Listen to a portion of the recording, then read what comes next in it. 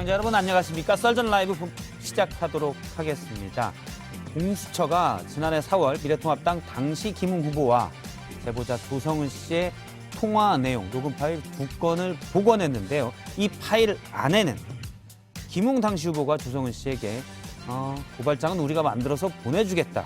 또 대검에서 억지로 받는 것처럼 해라 라고 얘기한 내용이 있는 것으로 알려졌습니다.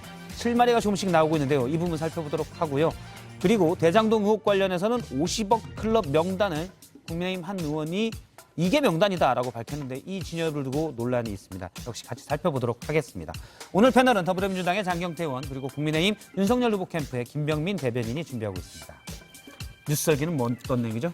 오늘 준비한 뉴스 설기는 도를 아시나요? 도가 아니라 저는 알 것 같은데 자꾸 물어보더라고요, 저한테는. 예. 도가 아니라 정법을 아십니까? 정법을 아십니까? 정법을 아십니까? 정법. 예, 한 도사라고 해야 되나? 저도 유튜브는 좀 봤습니다. TV 토론에도 언급이 됐던 분이죠?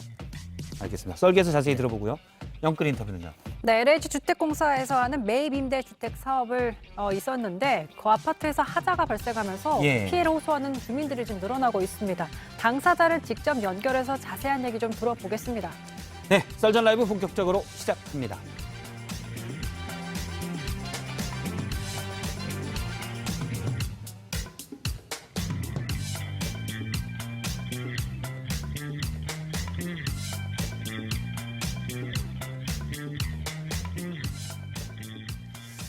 네, 날선 특급 썰전 라이브 시작합니다. 오늘은 더불어민주당의 장경태 의원 그리고 국민의힘 윤석열 후보 캠프의 대변인이죠. 김병민 대변인이 나와 있습니다. 안녕하십니까? 네, 안녕하세요. 안녕하세요. 예, 일주일에 한 번씩 두 분의 십수년을 이어온 썰전을 방송으로 하고 있습니다. 오늘은 두 가지 주제입니다. 역시 고발 사주 의혹, 대장동 의혹 이 두 부분을 집중적으로 살펴보도록 하겠습니다. 먼저 고발 사주 의혹인데요. 강정 아나운서가 먼저 브리핑해 드립니다. 여권 인사 고발 사주 의혹, 손중선 보냄에 들어있던 고발장의 전달자로 지목됐던 당시 김웅 의원 이렇게 말했습니다. 제가 사실 진짜 기억이 안 납니다. 그런데 최근 공수처에서 제보자 조 씨와 김 의원의 통화 내용을 복원해 봤더니 이렇게 구체적으로 어떻게 하라는 지시를 하기도 하고 고발장이 상당히 위험한 내용임을 알고 있음을 보여주는 정황도 있었습니다. 이 내용이 알려지자 민주당에서 바로 이런 반응이 나왔습니다. 이게 검사입니까? 국회의원입니까? 아니면 연극 연출이라도 되는 겁니까? 이런데도 윤석열 검찰에 책임이 없다고 누가 이야기할 수 있겠습니까? 이렇게 연출까지 했다면서 국민 기만이라고 했는데요. 김웅 의원은 사실 진짜 기억이 안 난다고 했지 하나도 기억이 안 난다고 하진 않았었습니다. 1년 6개월 전의 일, 사실 어디까지 기억이 안 난다고 말하고 싶은 걸까요? 예, 첫 주제는 연출 김웅 물음표로 잡았습니다. 일단 연출이란 표현을 윤호중 원내대표가 쓴 건 이제 당시 조성은 씨에게 뭐뭐 하라고 뭐뭐인 것처럼 하라고 시켰다. 대검에 고발장을 접수시키는데 대검에게 왜 인지수사를 안 들어가고 그랬냐라고 미래통합에서 얘기하도록 시켰다라고 지금 알려져 있습니다. 일단 궁금한 거는 몇 가지로 좀 나뉘어서 볼 텐데요. 첫 번째는 김웅 의원이 당시 일이 기억이 하나도 안 난다라고 했는데 물론 일상적인 내용이면 1년 6개월 전 일이 잘 기억은 안 나겠죠. 근데 내용을 보면 일상적인 일은 아니에요. 기억이 정말로 안 날 거라고 보십니까? 이런 거 이제 사람들은 선택적 기억이라고 얘기를 할 것 같은데요. 아마 부분적으로 김웅 의원도 이 사건이 워낙 크다는 걸 좀 직감했었을 거기 때문에 예. 뉴스버스에 보도가 되는 시점에서의 첫 번째 대화 그리고 두 번째 대화 말이 조금씩 바뀌었던 게 아닌가 싶습니다. 근데 이 사건 당사자 중에 핵심은 결국 김웅 의원과 조성은 씨 아닙니까? 예. 조성은 씨의 말도 선택적 기억으로 바뀌게 되죠. 박지원 원장과의 만남에 대해서 횟수에 대해서도 언급이 종종 바뀌게 되는 모습들을 보니까 관련된 사건에 대해서 본인에게 유리한 쪽으로만 선택적 기억들을 끄집어내는 게 아닌가 싶은데요. 그리고 지금 나와 있는 녹취의 일부 내용들도 선택적 녹취의 내용들만 보도가 되고 있습니다. 그런가요? 선택적 보도죠. 왜냐하면 관련돼서 공영방송이 보도됐던 컴퓨터 그래픽에는 아무데도 얘기하지 않는 윤석열 후보라는 이름이 들어가 있고요. 일단 MBC는 관련 내용을 넣었고요. 넣었고요. 여기에 다른 대해서 쪽은 다른 데는 전혀 넣지 않았기 때문에 검찰로만 표현을 했고요. 예, 그러니까 사실관계가 전혀 확인되지 않은 상태에서 이런저런 일들이 난무하고 있기 때문에 기억에 관한 측면도 마찬가지고 보도에 대한 측면 또 공수처의 수사까지 이 모든 일들이 선택적으로 이루어지고 있는 것이 아닌가 싶습니다. 뭐 전형적인 법꾸라지들의 행태인데요. 소위 예. 이제 법조 전문가 아니겠습니까? 검사 출신의. 그리고 이 우리가 만들어서 보내주겠다라고 표현한 것은 아무래도 이 국민의힘 그 당시 미래통합당보다는 검찰일 가능성이 높고요. 이 손준성 보냄이라는 것은 조작의 이 정황이 없다라고 검찰에서 이 결론을 내렸습니다. 뭐 사실 누차 제가 말씀드리지만 해커가 해킹하지 않는 이상 예. 이 검찰과 법원밖에 소유할 수 없는 이 실명이 들어간 이 판결문은 결국 검찰에서 나올 수밖에 없고요. 또 이 김웅 의원이 이 조성은 씨에게 특정해서 고발처도 지정하고 있지 않습니까? 중앙지검이 아닌 남부지검을 가라고 했다가 또 다시 대검 민원실로 가라라고 특정하고 있습니다. 그러니까 억지로 접수한 것처럼 하라고 한 것은 결국 대검에서 받지 않으려고 하는 뉘앙스를 풍겨야 된다라는 교감을 스스로 증명한 것이라고 보고요. 예. 그렇기 때문에 여러 가지 정황이 나타나 있고 뭐 사실 이 정확한 팩트라고 봅니다. 이건. 그리고 사실 일단 기억에만 놓고 보면 기억할 만한 일이라는 건 두 분 다 동의하는 거죠. 예. 1년 반 전에. 왜냐면 어제 친구 전화해서 1년 반 전에 친구에게 전화해서 어제 뭐 먹었어? 누구랑 술 먹었어? 이런 얘기는 일상적 대화는 기억이 안 날 수 있는데 요 정도면 기억할 만한 일인데 지금 김병민 대변인님 말씀은 기억하기가 싫어서 기억이 안 날 수도 있다.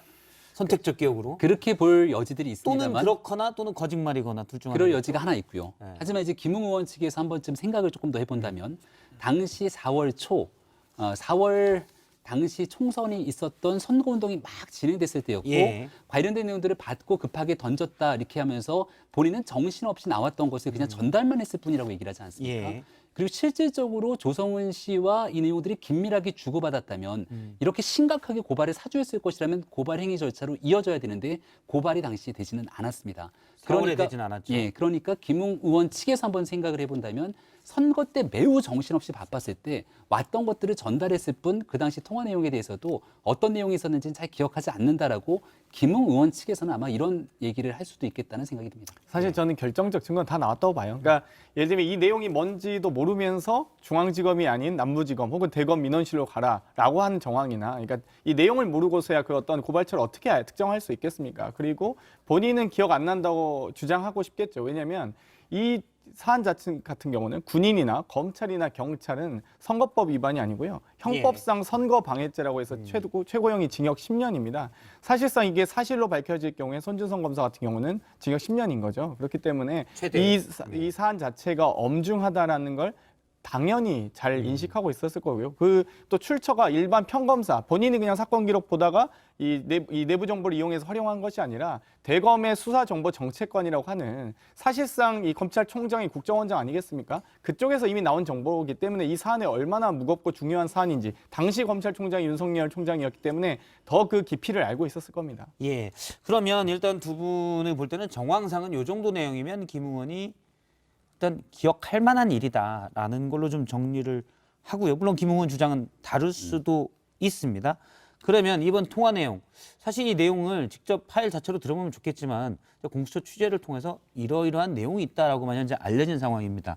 여기에 음성이나 이런 걸 들어보면 좀 더 명확해질 텐데 그 부분은 좀 아쉽고 나중에 뭐 들을 수 있겠죠. 이게 왜 제가 얘기를 하냐면 4월 총선 때 한참 대한민국을 떠들썩하게 했던 뉴스가 검언유착, 나중에 예. 검언유착이 아닌 것으로 밝혀졌던 그 채널A 사건이 있지 않습니까?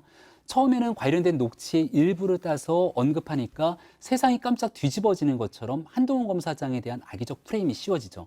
그리고 이동재 기자 간의 녹취 내용의 아주 일부들이 육성이 아닌 상태로 보도가 되는데 훗날 전체적인 녹취의 전체가 보도되고 나선 상황이 좀 많이 달라졌습니다. 예. 결국 한동훈 검사장 기소조차 되지 않았고 이동재 기자도 무죄가 선고됐죠. 취재윤리에 관한 문제는 별건으로 하겠습니다.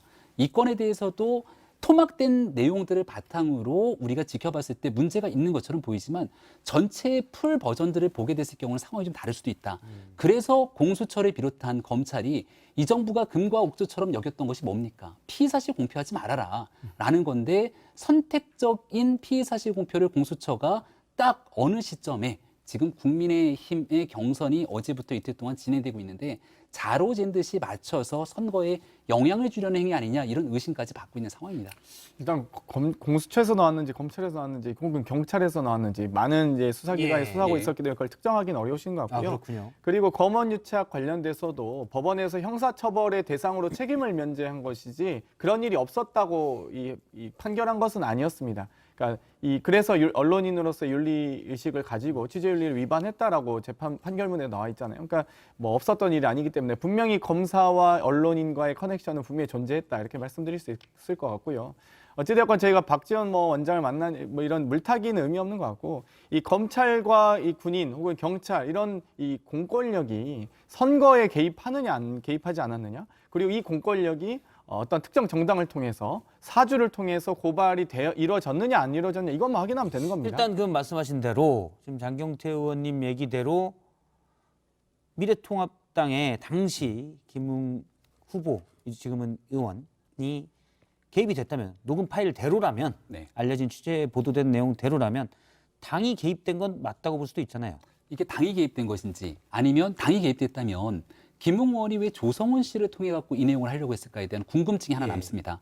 만약에 당이 개입됐다면 핵심적인 당의 많은 법률가들이 있을 것이고 특히 손준성 검사 같은 경우는 당시 미래통합당의 핵심 국회의원과 가족관계지 않습니까? 얼마든지 관련된 내용을 통해서 할 수 있었을 텐데 왜 그 당시에 막 영입돼서 들어왔던 김웅 의원 그리고 김웅 의원이 조성은 씨를 통해서 이 경로를 이어갔을까? 그리고 최종적으로 당은 선거에서 이 고발을 하질 않았거든요. 예. 그리고 선거에 맞춰서 고발했을 때 실익도 없었던 상황입니다.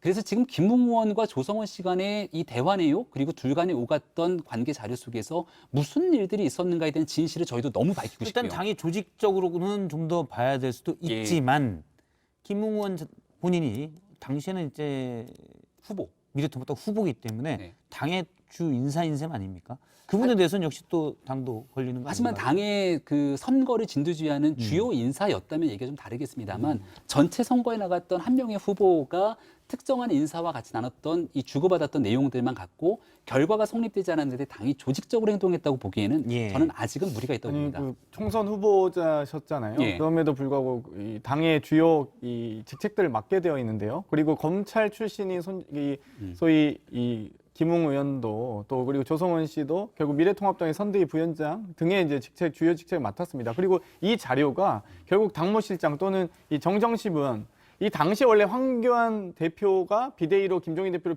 전환은 했지만 사실 황교안 대표가 당시 당대표 시절에 공천했던 사람이 정정식 의원입니다. 그렇기 때문에 실제 실세 라인을 통해서 전달이 되었고 이게 4월 달에 고발이 되지는 않았어도 그 내용이 그대로 거의 복사 붙여넣기 해서 8월에 고발되고 있다는 내용만으로도 충분히 국민의힘이 규칙 사유가 있고 그 책임감을 좀 느끼셨으면 근데 좋겠습니다. 이거는 확인을 좀 해야 되는 게 정정식 의원은 현재 부인하고 있지 않습니까? 어디서 받은 건지 예. 사실을 규명할 필요가 있고 압수수색 등의 절차에 나섰지만 건진 건 없습니다.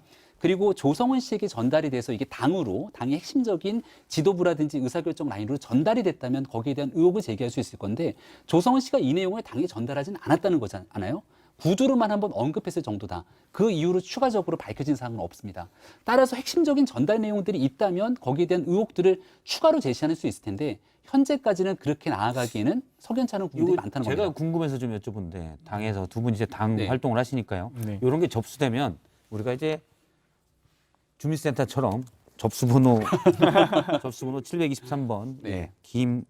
조성은 씨 검찰 고발장 이렇게 다 문서를 작성하는지 네. 왜냐하면 이런 특히 선거 때는 캠프에 사람이 많잖아요. 그러면 거기에 도와준 사람이 몇몇이 있는데 그쪽으로 딱 들어가면 이것도 이제 당에 접수됐다고 할 수 있는 건지 그게 제가 좀 이런 이제 애매하네요. 그 첩보급의 제보들은 네. 이제 은밀하게 이 당 지도부나 또는 책임 있는 분들에게 이 보고가 들어가고요. 그 보고를 토대로 여러 가지 당에서 이 고발 조치를 할 것인지 아니면 다른 언론사에 전달할 것인지 제보를 우리가 당에서도 또 언론사에 제보할 수도 있는 거니까요. 그렇게 여러 가지 역할들을 하는데 이 경우 같은 경우는 당이 나서서 직접 이 법률위원회 부위원장을 통해서 8월에 고발한 사안입니다. 그리고 그 내용이 너무 일치합니다. 그렇기 때문에 이 부분은 뭐 사실 정전시 의원님이 예를 들면 뭐 받지 않았다. 조성은 씨에게는 안 받을 수 있어요. 그러면 저 또 다른 제3자가 있다는 내용이고 저는 이 경우가 지금 밝혀진 게 한 라인일 뿐이지 이 파이프는 여러 가지가 있다고 봅니다. 사실 예. 한두 명이 아닐 거고요. 여러 가지 제보를 통해서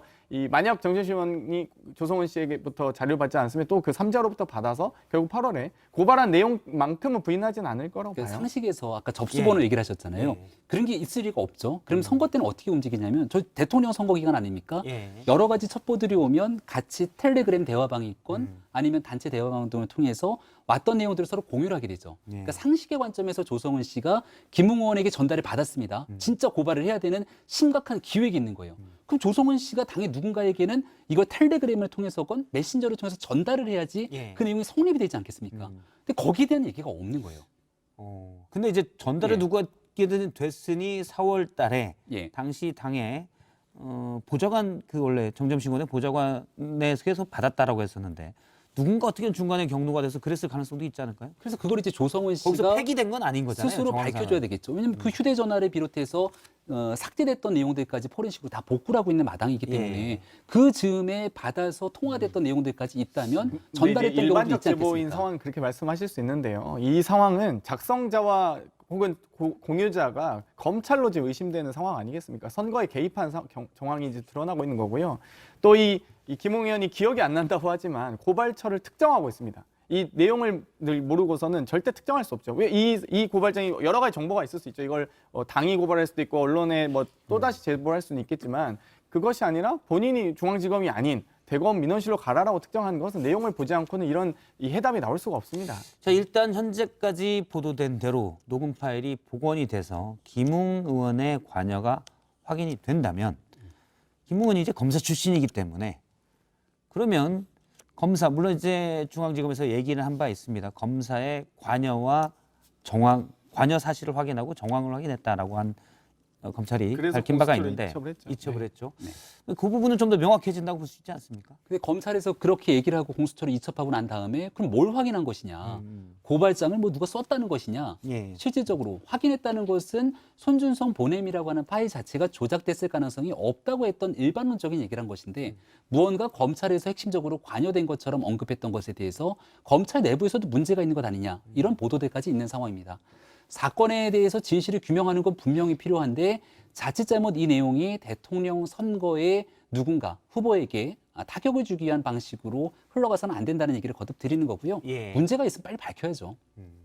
뭐 일단 이 사실 윤석열 총장이 당시 검찰총장이 이 사안에 대해서 지휘를 했는지 혹은 관리를 했는지 혹은 최소한 인지를 했는지 이 여부가 밝혀지는 게 가장 중요하고요. 예. 뭐 다른 이야기는 하실 필요가 없는 것 같습니다. 윤석열 총장께서 이 사안에서 몰랐다라고 하시면 모르는 거지만 이 수사를 통해서 밝혀진 과정에서 만약 인지하고 있었거나 최소한의 어떤 이 수사 혹은 이 고발 사주 방향을 제시하거나 이런 정황들이 드러날 경우에는 당연히 이 법적인 책임을 면하지는 어렵고요. 그럼 대선 후보든 아니든 그 여부는 뭐 중요하진 않다고 생각합니다. 오히려 대선 후보라면 더욱더 엄격한 이 검증을 받으셔야 된다고 생각합니다. 보고 받은 바도 없고 지시한 바 없다고 이 관련된 뉴스버스 보도가 나왔을 때 분명하게 입장을 피력했다는 말씀도 함께 드립니다. 뭐 기소는 되셨으니까 앞으로 기소가 아니라 예, 입건이 되셨으니까 입건이 되는데 네. 그것도 공수처가 지켜보겠습니다. 아무런 정황 증거 없는 것에 대해 이 상황에서 유력한 야권의 대권 주자를 입건한 내용에 대해서는 많은 법률 전문가들이 공수처의 정치적 중립에 대해서 문제를 삼고 있다라는 점도 함께 말씀드립니다.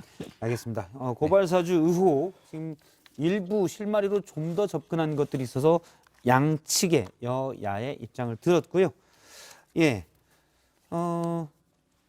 이제 화천대유 얘기를 하려고 하는데 그쪽에서도 좀 많은 얘기들이 있습니다. 이것도 이제 사실 고발사주도 뭐 고발사주 의혹이다 또는 제보사주 의혹이다 여야가 심각하게 특히 대선을 앞두고 싸우고 있는데 이 부분도 국민의힘 게이트다 이재명 게이트다 논란이 좀 거세게 얘기를 하고 있습니다. 관련 내용인데 특히 국민의힘에서 50억 클럽을 얘기를 했습니다. 직접 어떤 내용인지 보도록 하겠습니다. 강지영 아나운서입니다. 국민의힘이 화천대유로부터 50억 원을 받기로 했다는 이른바 50억 클럽의 명단이라며 실명을 직접 거론했습니다. 녹취록에 50억 약속 그룹으로 언급된 분들입니다. 은순일, 박영수, 곽상도, 김수남, 최재경, 그리고 홍모 씨입니다. 박 의원은 천화동인 5호의 소유주 정영학 회계사의 녹취록에 나오는 명단이라고 주장하고 있는데요. 당사자들은 모두 즉각 부인하면서 법적 대응까지 예고했습니다. 그런데 이 50억 클럽 명단을 두고 여야 서로 내탓 중입니다. 민주당은 오죽 한심했으면 본진에 자폭 수류탄을 던졌겠느냐면서 명단 중 대부분이 박근혜 정부 인사라는 점을 꼬집어 국민의힘 게이트라고 했고요. 국민의힘 이준석 대표는 다른 버전의 명단, 그러니까 민주당 이재명 후보와 친분이 있는 인물이 포함된 4명짜리 명단을 봤다며 재차 특검 도입을 주장했습니다. 50억 클럽이라는 수류탄, 과연 어디에서 터질까요? 예, 두 번째 주제는 50억 클럽 수류탄. 행방은 이쪽으로 했습니다. 행방 어느 쪽에 가서 터질지 모르겠습니다. 원래 이 수류탄을 던진 분은 국민의힘의 박수영 의원인데 민주당에서는 왜 자폭탄을 던지냐 이렇게 얘기를 하고 있습니다. 그래서 저희가 판넬을 하나 준비를 했습니다. 어제 대선 예비 후보들이랑 함께 해봤더니 좀 재밌더라고요. 그래서 해봤는데 50억 클럽에 대한 규정을 한 줄 촌철살인으로 부탁을 드리겠습니다. 잠깐 써주시죠. 예. 한 50억 클럽은 네모다.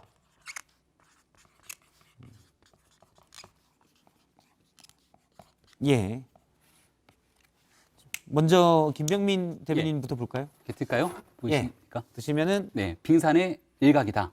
50억 클럽은 빙산의 일각이다. 화천대유해서 뭐 수천억, 조 단위까지 얘기가 나오지 않습니까?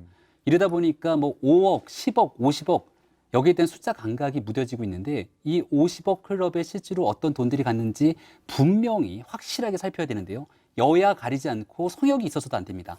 박수영 의원은 아마 그걸 지적하고 싶었던 것이고 예. 그 다음 50억 클럽에 갔던 사람들이 이렇게 다 드러난다면 여기에 대한 몸통, 유동규 본부장이 구속됐고 실질적으로 성남시에서 이 일이 이루어졌던 것을 봤을 때 이 빙산 아래에 갇혀진 진짜 몸통이 얼만큼 드러나게 됐지 여기에 대한 진실을 밝혀야 된다는 얘기를 드립니다.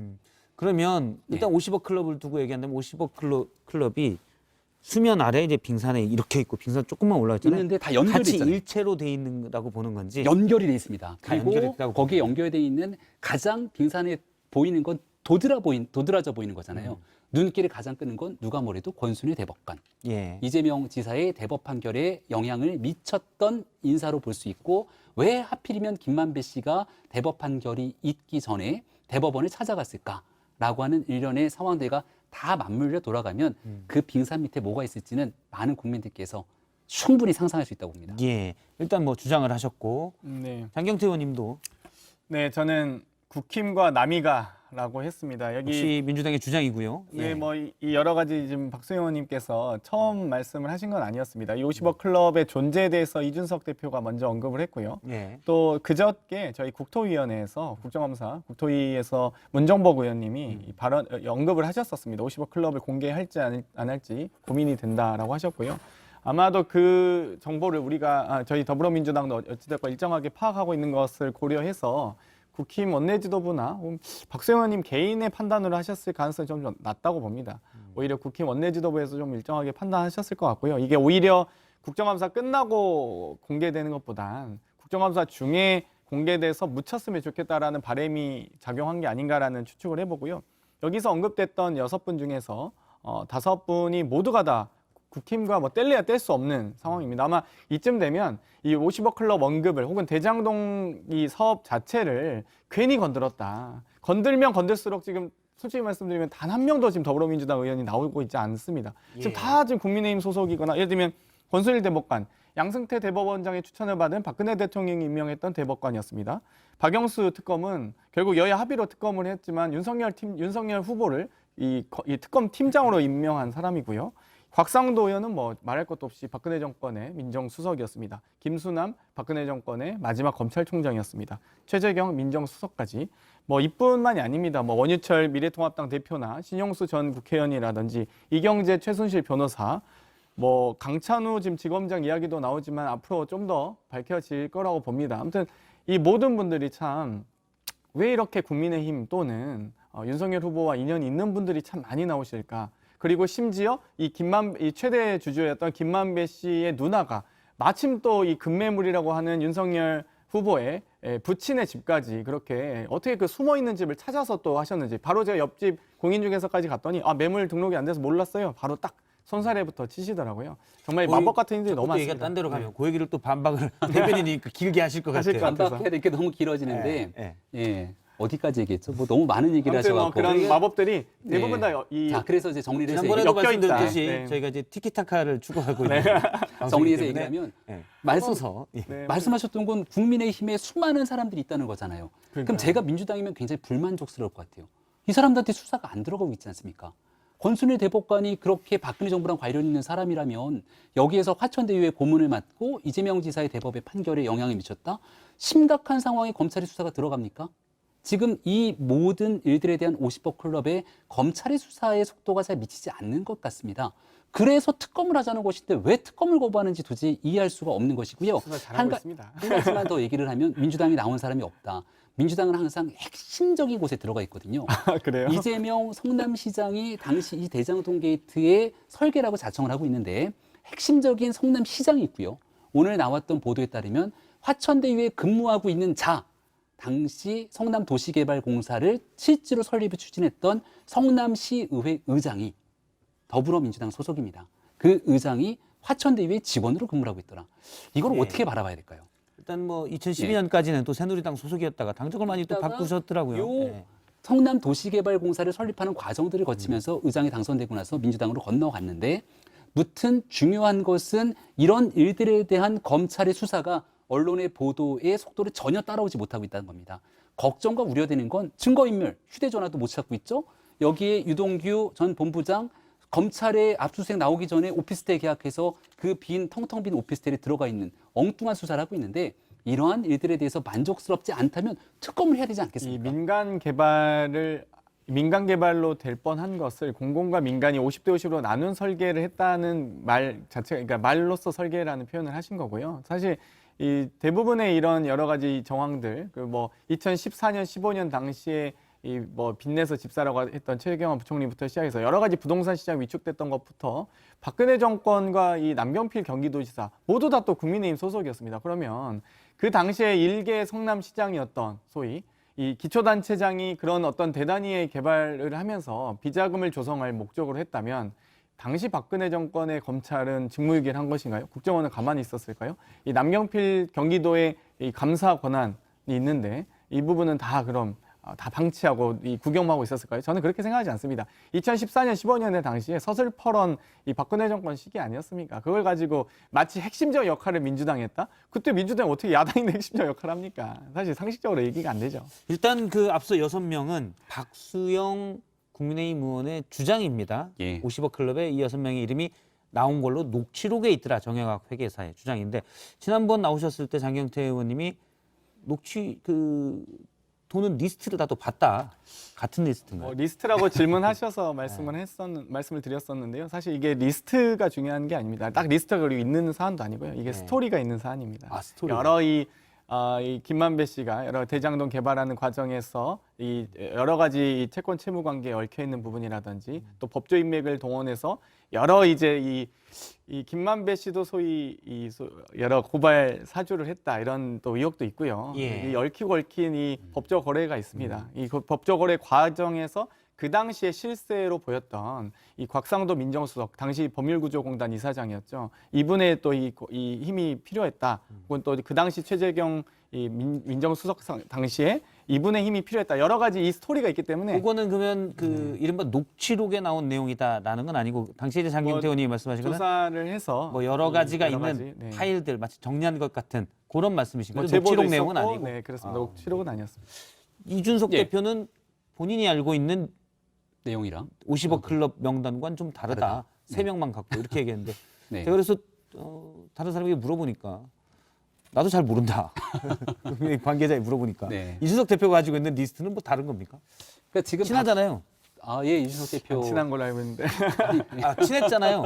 친합니다. 지금도 친하고. 지금도 친한가요? 이건 우리 당 대표님이신데요. 같이 아니, 친하게. 윤석열 보고 입당 안 했으면 잘릴 뻔봤어요. 아, 그래요? 네. 경고. 그렇죠. 예, 8월 달에까지 입당하라고 했었죠. 8월 달에 입당 안 하면 자르겠다라고 그렇죠. 이준석 대표 얘기한 바가 징계를 있죠. 예고했지만 네. 다행스럽게 덕분에 네. 윤석열 후보의 입당이 훨씬 더 다이나믹하게 흘러갔던 네. 효과가 있었다고 얘기 드리고요. 네. 무튼 이준석 대표 입장에선 당 대표이기 때문에 말 한마디 한마디가 굉장히 무겁게 느껴지지 않겠습니까? 또 박수영 의원이 국정감사에서 공개한 명단을 두고도 우리 장경태 의원님처럼 해석할 수도 있지만 예. 일각에서는 여기에 대한 게 과연 당에 도움이 되겠는가라고 분석하고 얘기를 꺼내는 사람도 있습니다. 그래서 이준석 대표 입장에서는 관련된 내용들이 더 커지지 않도록 어느 정도 좀 수습 단계에 있는 게 아닌가 싶은데요. 예. 중요한 것은 바깥에서 내가 구했던 정보가 이렇다라고 전달하는 게 아니겠죠.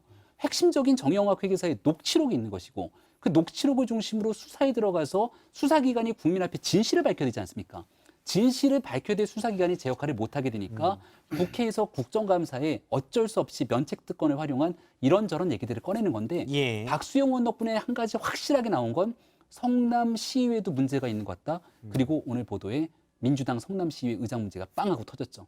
이 일에 대해서 더 이상 검찰과 경찰을 믿을 수 있겠는가라고 하는 국민적 의구심이 커지는 만큼 특검으로 가야 된다는 다른 말씀하시네요. 이야기 할 필요 없이요. 그러니까 이 이준석 대표가 이야기했던 4명 그리고 박수영 의원님이 얘기하신 언론인 제외하고 5명이라고 했을 때 그중에 3명이 겹친다는 거 아닙니까? 이준석 대표가 명단, 예. 봤던 명단과 봤던 이 명단은 박수영 의원이 4명인데 공개한 그중에 명단과 3명이 3명이 겹친다. 그럼 그 한 명은 이준석 대표의 주장대로라면 민주당 출신 인사 혹은 이재명 지사의 측근 그럼 그분을 말씀하시면 되죠. 왜 말씀을 못 하십니까?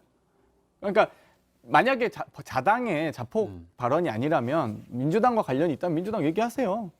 저도 진실 알고 싶습니다. 네.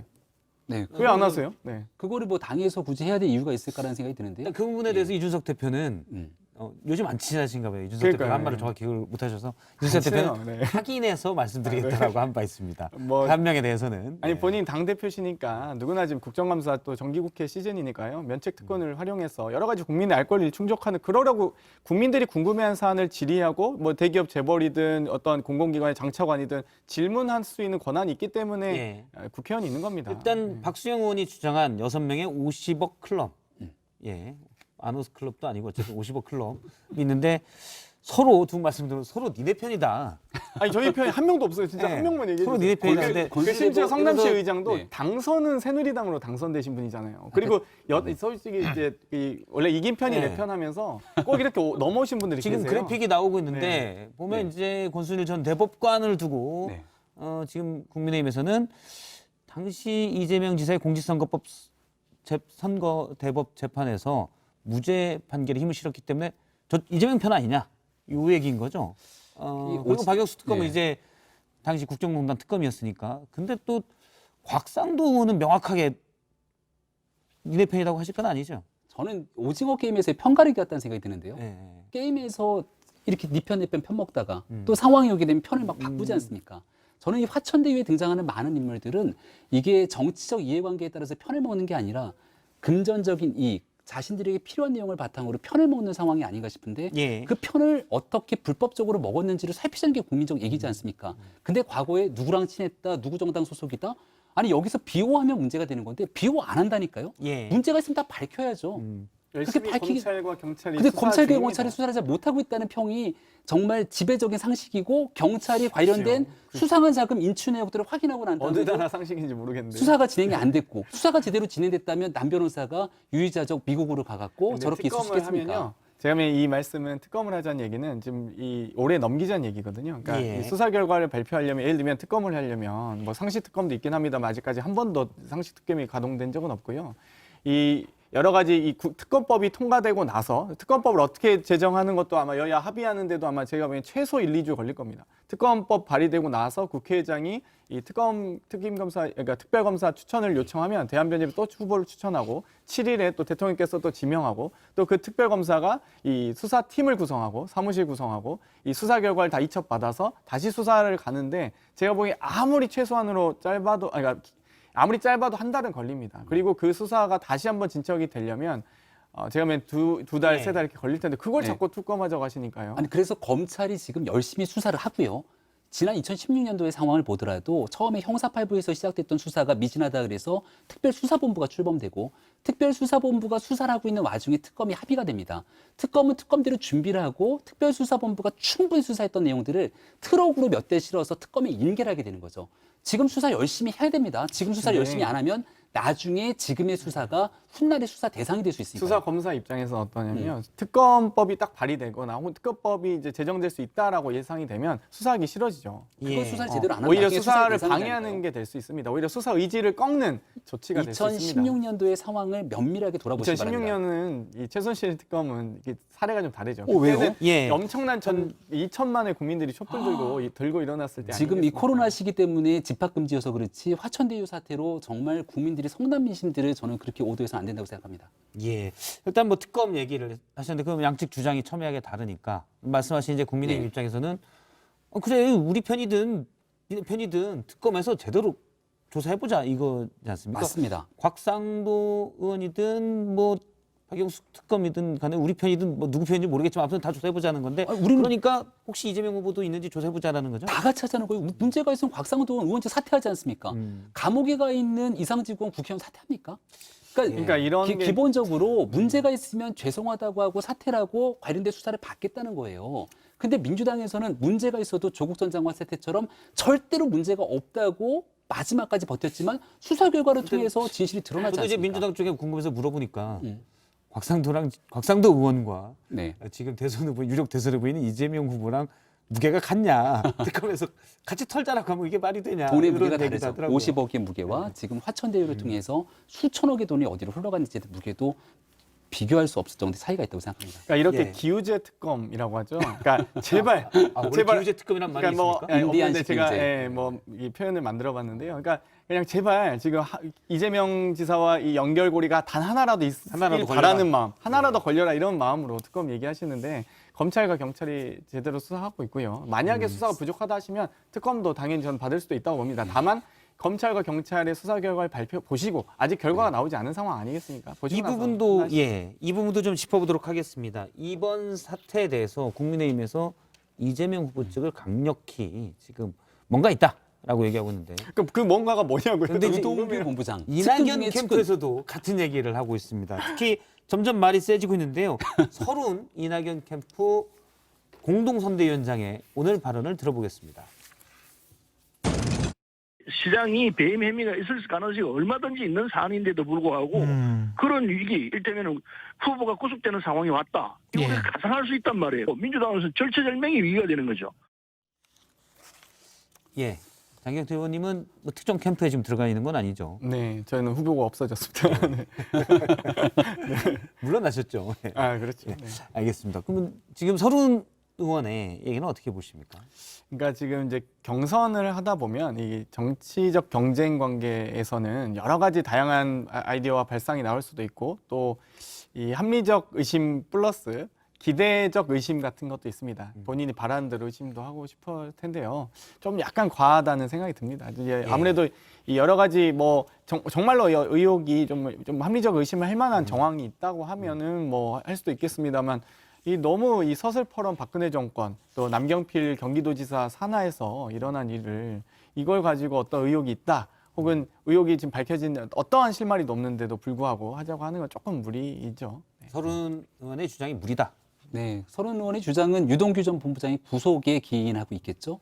배임에 관련된 문제가 더 진척이 되기 시작하는 순간 당시의 설계, 사실상 성남시장으로서 모종의 역할을 했을 거라는 합리적 의심이 충분하고 아직까지 유동규 전 본부장이 구속됐는데 그 윗선을 향한 수사자 진척이 안 되지 않습니까? 그럼 유동규 전 본부장이 성남시 도시개발공사에서 모든 걸 다 본인 혼자서 결정했겠는가? 라고 보는 상식적인 판단은 저는 많지는 않을 거라고 봅니다. 그래서 수사가 조금 더 깊게 들어가는 순간 최악의 경우 이재명 지사가 구속될 수 있는 것 아니냐 이런 얘기를 민주당 내에서 하고 있는 것이고요. 따라서 여기에 대한 심각한 우려에 대해서도 저는 민주당이 플랜 B, 플랜 C까지도 고민해야 되는 시점이 오지 않는가 싶습니다. 알겠습니다. 두 분의 이 대장동 50억 클럽 얘기를 들었는데 유튜브에 올라온 시청자들의 목소리도 좀 들어보도록 하겠습니다. 일단 50억 클럽은 국힘과 남이가라는 장경태 의원 얘기에 동의하시는 분들은 상식적으로 이재명 지사가 국민의힘에 이득 주려고 던져준 게 말이 되나? 오 땡땡땡님께서 얘기해 주셨고 시 땡땡님께서는 지금 논의하면 시간 끌기로 국민의힘에 증거인멸 시간만 주는 거다라는 의견도 주신 바 있습니다. 그리고 역시 김병민 대변인님의 50억 클럽은 빙산의 일각이라는 이 주장에 동의하시는 분들도 있는데요. S땡땡님, 이 지사가 50억 클럽을 만들고 나중에 대선 나갔을 때 쓸 카드를 그때 만들어놨다라는 주장도 있었고요. J땡땡땡땡님, 도망갈 국민만 찾지 말고 다 찾아내서 전수조사 후 처벌해야 된다. 이건 뭐 여야나 당연히. 누구 편 가리지 않고 이런 얘기를 하신 것으로 보입니다. 예, 시청자 의견까지 들었고요. 다음은 정치권 그리고 오늘 있었던 주요 썰들을 모아보는 썰픽입니다. 강지영 아나운서입니다. 썰전보다 더 독하고 강한 정치권에 쏟아진 말들 정리해봤습니다. 먼저 3위부터 보시죠. 불법 오징어 게임 멈춰. 전 세계 1위 오징어 게임, 인구 대국인 중국에서도 화제라고 하죠. 그런데 아시다시피 중국은 넷플릭스 정식 서비스가 되지 않는 나라입니다. 그러니까 모두 불법 유통을 통해서 다운받아 봤다는 건데요. 해당 문제를 두고 외교부는 중국 당국에 문제 제기를 하는 등 적극적으로 대응하겠다고 밝힌 상태입니다. 지켜봐야겠습니다. 2위 보겠습니다.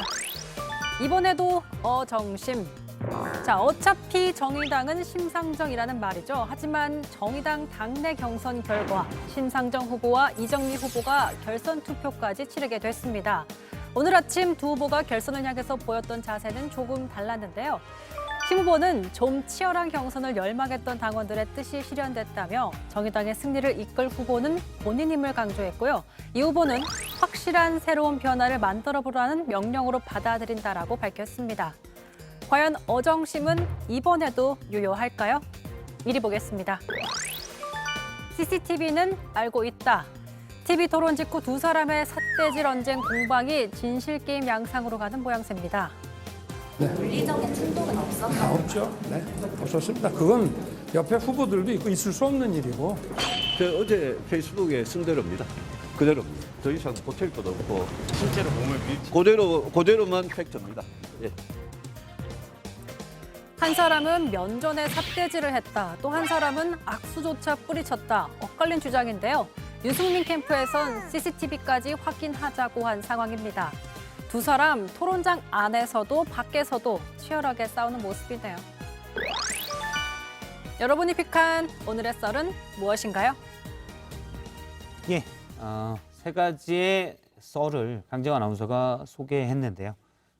먼저 하나씩 골라서 촌철살인을 더해주시기 바랍니다. 장경태 의원님부터 한다면. 저는 CCTV는 알고 있다로 골랐는데요. 예. 이 대통령 후보도 삐지나라는 생각을 아마 많은 국민들께서 하셨습니다. 참 이 속 좁은 후보로 보일 수도 있는 대단히 또 중요한 사안이기 때문에 저희 CCTV에 등장하실 만한 분들이 두 분이어서 그렇죠. 그 중에 누굽니까? 그 중에 누구일지 모르겠습니다만 그걸 이 왜곡해서 고자질하신 분일지 혹은 사실인데 부인하신 분인지 정말로 삿대질이 있었는지 악수를 뿌리쳤는지 사실 후보끼리도 공방을 하다 보면 다소 서운할 수도 있고 하지만 그럼에도 불구하고 이 장내를 벗어나서는 저희도 이거 악수 웃으면서 하죠. 당연히 이렇게 치열하게 공방을 하지만 그런데 그걸 가지고 이렇게 참 삿대질하거나 손바닥을 뿌리치고 이런 속 좁은 행태는 과연 대통령이 됐을 때 국민에게 삐지지 않을까 걱정이 됩니다. 예. 네, 제가 현장에 있었기 때문에 사실관계를 분명하게 좀 지켜봤고요. 그렇군요. 당시 KBS 공영방송에서 무대가 있었기 때문에 아래에 있었던 참모진들도 다 위에서 일어났던 상황들을 소리는 명확하게 듣지 못해도 장면들은 기억을 하고 있습니다.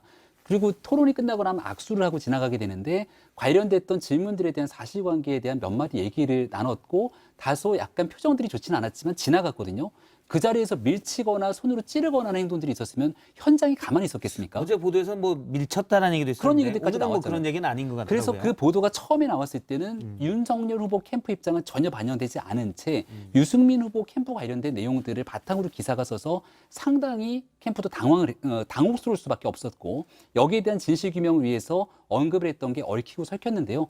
국민들 보시기에 이런 모습들이 바람직하지 않다라고 생각하시는 분들도 많아서 더 이상 이제 내일부터 새롭게 4강이 시작되고 나면 같이 원팀 정신을 보여줘야 되겠다라는 생각도 제가 말씀드립니다. 삿대질은 여쭤보려고 그랬는데 더 이상 얘기 이런 게 바람직하지 않은 그래서 아니, 어쩌지 밀친 않겠습니다. 것도 뭐 손바닥으로 살짝 이런 걸 밀쳤다고 하지 뭐 이렇게 몸을 밀거나 이러진 그런 않으셨겠죠. 네. 손으로 밀친 사실 자체가 없다는 겁니다. 그러니까 왕자를 손바닥에 쓰시지 말고 배에다 만드시는 노력을 하시면 또 인덕이 더 쌓이시지 않을까. 이런 얘기를 하는 것 자체가 대한민국 대통령 선거의 품격을 떨어뜨리는 일이라고 생각합니다. 알겠습니다. 네. 김병민 대변인님도 썰을 하나 골라주시면. 저는 대한민국을 위해서 3번을 선택했습니다. 불법 오징어 게임 멈춰. 불법 그렇죠. 중국에는 오징어잡이도 있고 이런 거 자꾸 불법을 하면 안 되죠. 네, 오징어 게임 아마 전 세계에서도 회자가 돼서 많이들 보고 있을 건데 이거 불법 콘텐츠로 다운받아서 보면 안 되지 않겠습니까? 예. 저도 추석 연휴 기간 동안에 화제가 된다 그래서 거의 이틀 밤을 새가면서 정주행을 해서 봤는데 너무 재밌고 흥미롭게 봤지만 이게 불법 콘텐츠로 다운로드되는 일들 없어야 된다는 생각이 들고 게임의 원칙들이지 않습니까? 첫 번째, 두 번째, 세 번째 원칙들이 나오는데 네 번째 원칙으로 불법 다운로드하면 탈락이라고 하는 원칙을 좀 새겨넣었으면 좋겠습니다. 알겠습니다. 다운로드 어차피 넷플릭스는 우리 게 아니긴 한데 그래도 이제 법에 맞춰서 해야 되죠. 네. 근데 댓글에 뭐 이런 반응이 있네요.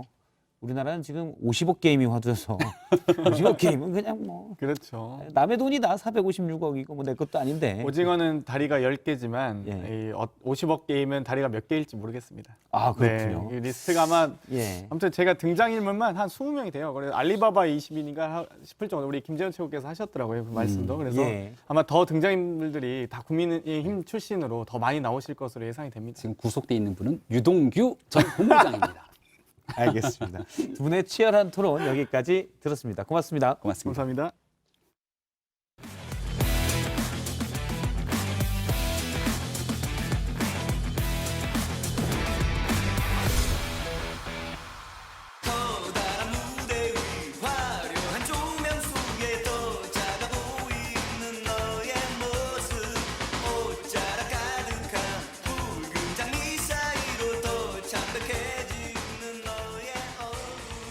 이성대의 서서 뉴스 썰기 바로 시작해 보도록 하겠습니다. 네, 바로 준비한 영상 보고 시작하겠습니다. 스승님, 자유민주주의를 지키고 국민을 보호하려면 윤 총장님은 지도자의 자질을 어떻게 증명해야 되는지 가르침 부탁드립니다. 그중에 오늘 질문 좋은 거 들어왔네. 자, 정법을 아십니까? 질문 좋은 거 들어왔어요. 오늘 정법을 아시나요? 제가 정법을 쳐보니까 이제 타사의 예능, 정글의 법칙을 줄여서 정법은 알고 있는데 이 정법이 그 정법은 아닌 것 같아요. 예, 말씀하셨는데 그렇습니다. 지금 타사 예능이 있었죠. 그 김병만 씨가 혼자 고생하는 정글의 법칙, 뭐 얘기해도 됩니다. 정글의 법칙이라고. 그리고 또 고등학교 사회 선택 과목인 정치와 법, 자, 이런 것들을 줄여서 정법이라고 하는데 지금 저희가 오늘 얘기하려고 하는 것들은 이게 아니라 어제였었죠. 제가 뉴스설계에서 보도를 했었던 최보식의 언론이라는 언론에서 인터뷰했던 윤석열 멘토로 자처했던 한 도인과의 만남. 자, 여기서 이 도인이 유튜브 강의를 하는 그 강의명이 바로 정법입니다. 근데 사실 좀 갑자기 궁금해진 건데 아까 그 질문을 받았잖아요. 이 도인께서. 답은 뭔가요? 답은 저도 몇 편을 봤는데 거의 한 20여 분에 걸쳐서 대답을 하고 있습니다. 쉽지 않았군요. 길었습니다. 알겠습니다. 제가 또 따로 체크해 보겠습니다. 근데 어쨌든 이 기자의 뉴스 설계 코너에 올린 거 어쨌든 정치와 법 이쪽에 좀 더 가까운 것 같은데 어제에 이어서 또 도인 얘기를 갖고 오셨습니다. 이제 그럴 수밖에 또 없는 사정이 있겠죠. 그렇습니다. 방금 전에 뭐 썰픽에서도 봤었잖아요. 이게 화제가 될 수밖에 없었죠. 엊그제 국민의힘 TV 토론 이후에 계속 윤석열, 유승민 이 양측에서 신경전이 계속되는데 자, 오늘은 정법을 가지고 지금 신경전을 펼치고 있는 거죠. 자, 제가 말씀드린 대로 좀 정법 시대 찾아봤어요. 찾아봤더니 실제 홈페이지가 존재합니다. 자, 홍익인간 인성교육 시리즈라는 이런 강연 같은 걸 하고 책도 내고 있고요. 여러 가지 각종 강연 동영상을 올려놓고 또 명언을 업로드해놓고도 있고요. 자, 눈에 띄는 거는 이 정법 시대라는 게 보신 것처럼 자, 주식회사라고 해서 사업자 등록까지 해놓은 상태입니다. 자, 또 제가 좀 더 찾아봤어요, 홈페이지를. 그랬더니 보시는 것처럼 진정스님이라고 나와요. 같은 사람입니다. 그러니까 네. 천공 말고도 진정이라는 이름을 쓰고 자, 워싱턴 초청 강연을 갔대요. 자, 보시는 게 이게 지금 그 링컨 기념관 앞에 있는 그 모뉴먼트 이른바 뾰족탑. 네. 예. 실제로 워싱턴에 간 걸로는 보입니다. 네, 그런데 이 돛 닦는 도인이 왜 속세에 내려오냐 어제 질문하셨잖아요. 근데 뭐 사업자 등록까지 한 걸 보니까 우리가 생각하는 흔한 그런 뭐 산속에서 돌을 닦는 그런 도인은 아닌 것 같습니다. 근데 아무튼 앞서 썰픽에서 본 것처럼 양측은 지금 이 문제로 TV 토론이 끝나고도 날선 신경전을 보여주고 있어요. 뭐 그렇습니다. 저도 이제 그 도인이라는 기사 제목이 어떻게 보면 좀 낚였다라고 볼 수 있는 건데 어쨌든 윤석열 후보 측에서는 어제 그 신경전을 펼친 게 아니라 이 부분에 대해서 좀 더 설명을 해준 것뿐이다라고 얘기를 하고 있는 거거든요. 자, 윤석열 캠프 공식 입장을 내놨어요. 자, 윤석열 후보는 토론회가 끝난 후에 유승민 후보에게 다가가서 자, TV 토론 중에 나왔던 이야기 정법은 유튜브 동영상을 한 번만 찾아보면 어떤 사람인지 알 수 있다라고 얘기를 한 것뿐이고 자, 그러자 유 후보가 좀 당황한 듯이 악수하던 손을 부릅치고 황급히 퇴장했다라고 주장을 하고 있습니다. 그러니까 결국 다시 얘기하면 이 천공으로 알려진 또는 진정으로 알려진 이 사람이 자, 이상한 사람이 아니다. 자, 그런 사람이 아니다. 이렇게 주장을 하고 있는 거고요. 자, 오늘도 관련된 주장을 했습니다. 들어보시죠. 사람에 따라서 그분을 보는 거에 대한 호불호는 갈릴 수 있지만 무슨 미신이나 점 보는 사람은 아니다 하는 얘기를 좀 아시라고 한 겁니다. 네. 그래서 천공이란 인사가 의심 가는 사람이 아니란 주장을 계속해서 하고 있는 거고 TV 토론에서 유승민 후보는 천공이란 사람 아느냐 몰아붙이고 윤 후보는 뭐 알고는 있지만 멘토까지는 아니다 이렇게 좀 선을 긋고 있는 모양새예요. 그런데 저도 이제 이 뉴스 썰기를 준비하면서 이 정법 강의를 몇 편 제가 찾아봤는데 자, 찾아보니까 이게 그 윤석열 후보가 멘토는 아니라고 했지만 왠지 영향을 받은 듯한 그런 대목들이 좀 몇 개 있었거든요. 자, 먼저 그 대목 먼저 들어보시죠. 윤석열 전 총장님이 하실 거는 앞으로 선거가 끝나고 나서 사회 어른들을 찾아보면 됩니다. 아무것도 하지 마. 야당, 여당 할 거 없이 좌파, 우파 할 거 없이 고견을 들으러 다녀야 돼. 요거만 해. 하면 조직은 저마다 만들려고 노력을 해서 윤석열 전 총장 앞으로 올 것이니까.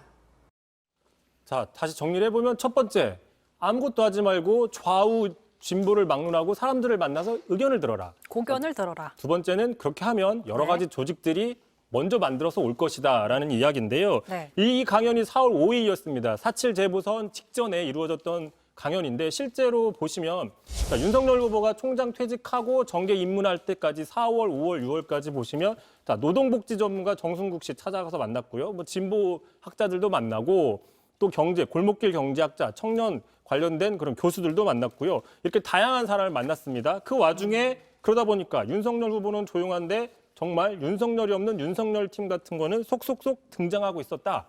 이렇게 볼 수 있었던 거죠.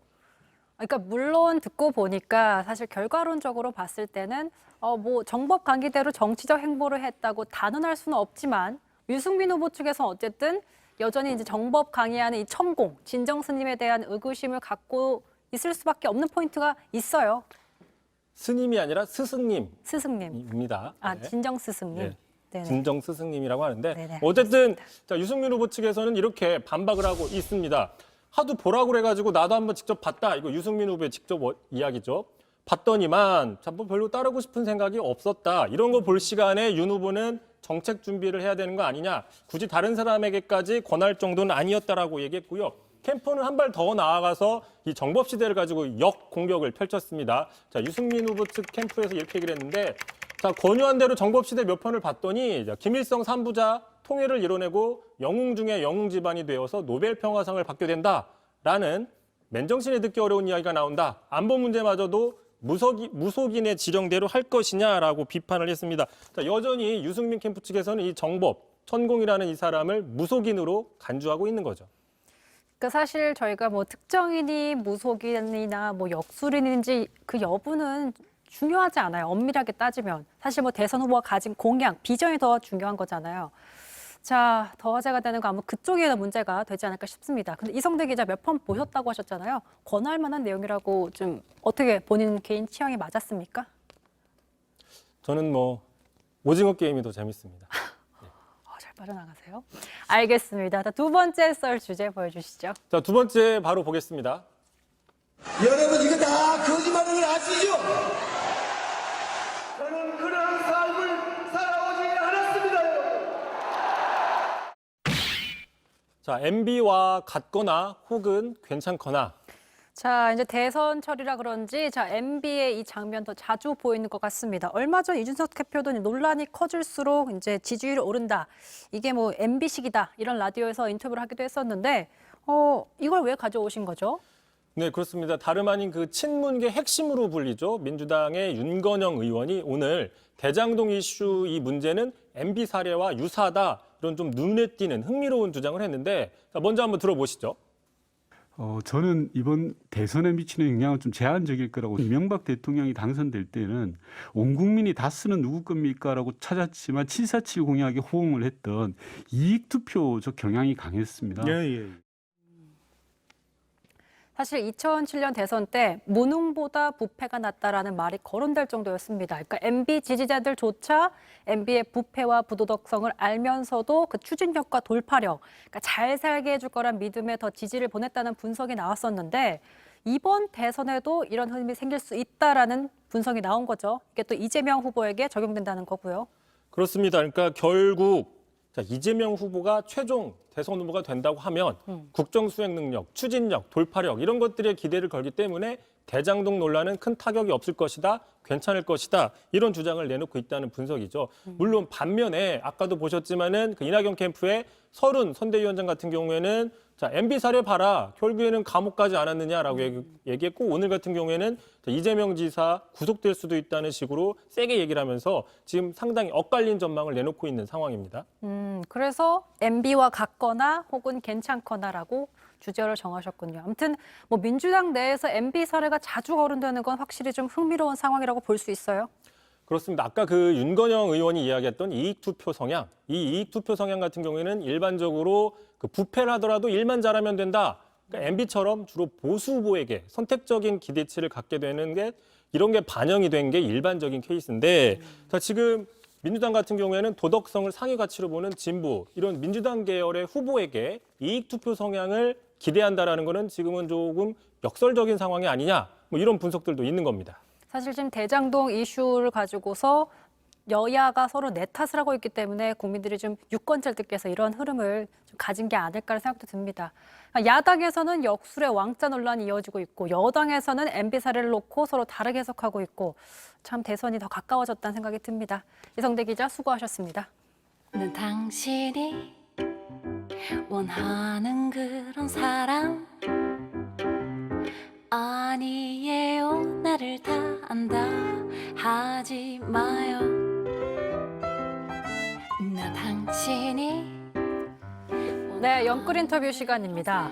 LH가 기존 주택을 사들여 공급하는 매입 임대주택 사업, 주변 시세보다 저렴한 가격으로 거주할 수 있어서 청년이나 신혼부부들이 많이 입주하는 것으로 알려져 있는데요. 그런데 LH를 믿고 입주한 주택에서 하자가 발생하면서 피해를 호소하는 입주민들이 끊이지 않고 있습니다. 입주민 한 분을 직접 연결해서 자세한 얘기 좀 나눠보겠습니다. 안녕하세요. 네, 안녕하세요. 네, 먼저 지금 살고 계신 LH 임대 오피스텔, 언제 또 어떻게 입주하시게 된 건가요? 네, 제가 2021년 3월 말쯤에 그 신혼부부 매입 임대라는 공고를 확인해가지고요. 네. 2021년 6월 27일 날 이제 입주하게 됐거든요. 자, 그렇다면은 처음에 입주하실 때만 해도 오피스텔 상태는 어땠나요? 저희가 그 LH에서 그 주택 리스트를 이제 확인해줄 때 다른 집에 문제가 있는 거는 확인을 못했고요. 그 중에 이제 몇 개 세대만 수리 중이라 조금 입주가 늦어진다는 그런 것만 체크가 되어 있었어요. 그런데 들어갔을 때 어쨌든 상태가 괜찮았던 걸로 좀 첫날, 이사날 기억하세요? 네네, 이삿날 그 전에 주택 방문 리스트 그 미리 방문했을 때도 외관적으로는 이렇게 뭐 작은 이게 좀 흠집 같은 거 그런 거는 있어도 크게 문제는 없었고 이사 당일에도 이제 막 문 열고 이사하고 정신이 없다 보니까 그런 게 눈에 보이는 하자가 아니라 가지고 그렇게 확인을 그렇게 눈으로 바로 할 수 있는 상황은 아니었던 것 같아요. 자, 그런데 입주하자마자 이제 집에서 문제가 생기기 시작했다는 얘기를 들었습니다. 그러니까 당시 피해 상황, 어떤 일이 벌어진 건지 좀 설명해 주실래요? 네, 그러니까 이사 당일날 이사 끝나고 이제 짐 정리하고 저희가 아이가 있어갖고 이제 아이 밥을 먹이려고 하는데 처음에 벌레들이 이제 막 날아다니더라고요. 네. 그래서 저희는 이제 밖에 뭐 문 열어놓고 이사하고 그래서 그 외부에서 들어왔나라고 생각을 했더니 그게 아니라 그런 막 홈 같은 그런 천장에서 벌레가 계속 날아다니는 거예요. 그래서 이제 애기 이유식을 먹이려고 이제 봤더니 그 이유식 위에도 그 날파리 같은 게 막 10마리씩 떠 있고 이사 첫날부터 이제 계속 청소기랑 그 끈끈이 같은 걸로 벌레 잡느라고 잠도 못 자고, 그리고 이사 간 날부터 바로 다음 날부터 이제 집에서 살 수가 없어서 동생네로 가서 생활을 했었어요. 이게. 와, 정말 아이를 키우는 집이기 때문에 더 걱정이 많으셨을 것 같아요.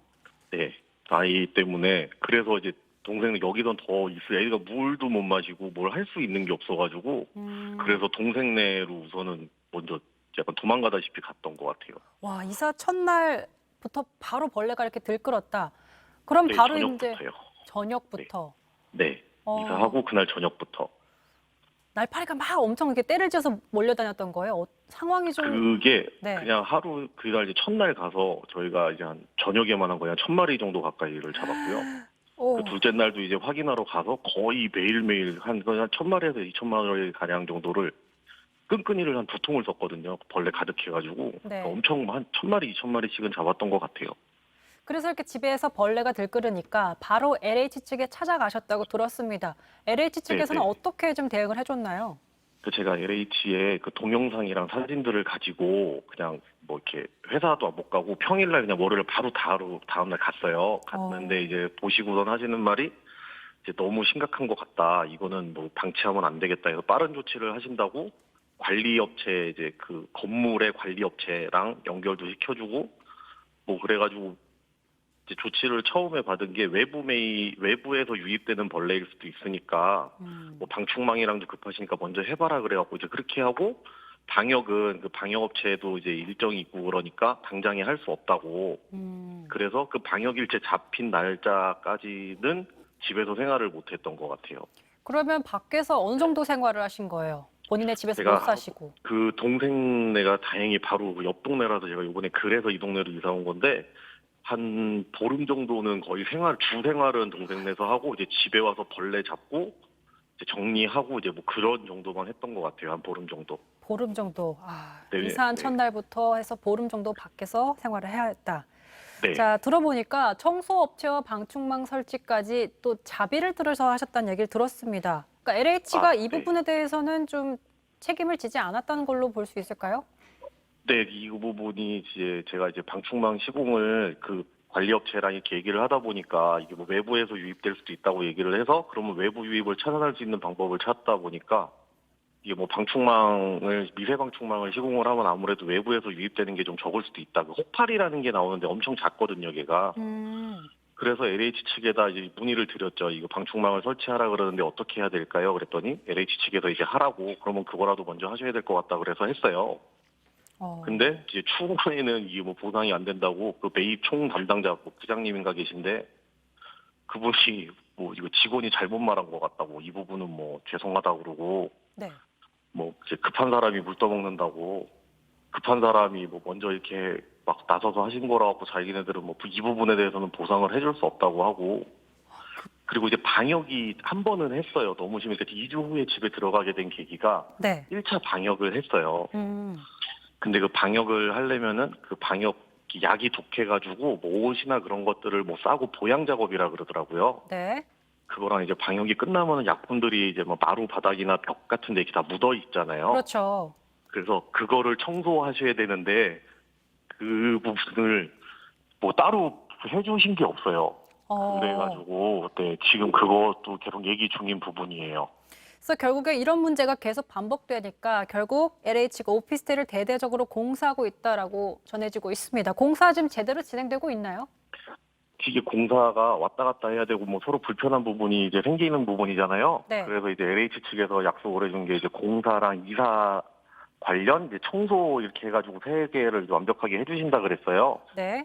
근데 이제 청소업체를 이제 확인하고 이제 막 그러는 과정에서 청소가 전혀 안 되는 상황이 계속 발생했는데 이사를 자꾸 가라고 해가지고 지금 저희는 왜냐면 이사를 가면 또 청소를 개별 돈으로 해야 되고 다시 또 와야 되거든요. 일주일 정도 있다가 원래 집으로. 네. 그러면 또 청소를 하고 그 약이 엄청 독하대요. 약이 그렇죠. 독해서 일하시는 지금 이제 공사 진행하시는 분들도 방역을 하고 공사를 하시는데 3일 정도는 환기를 시키고선 일을 해야지 될 정도래요. 그러니까 막 병원에도 가셨다고 그러더라고요. 네.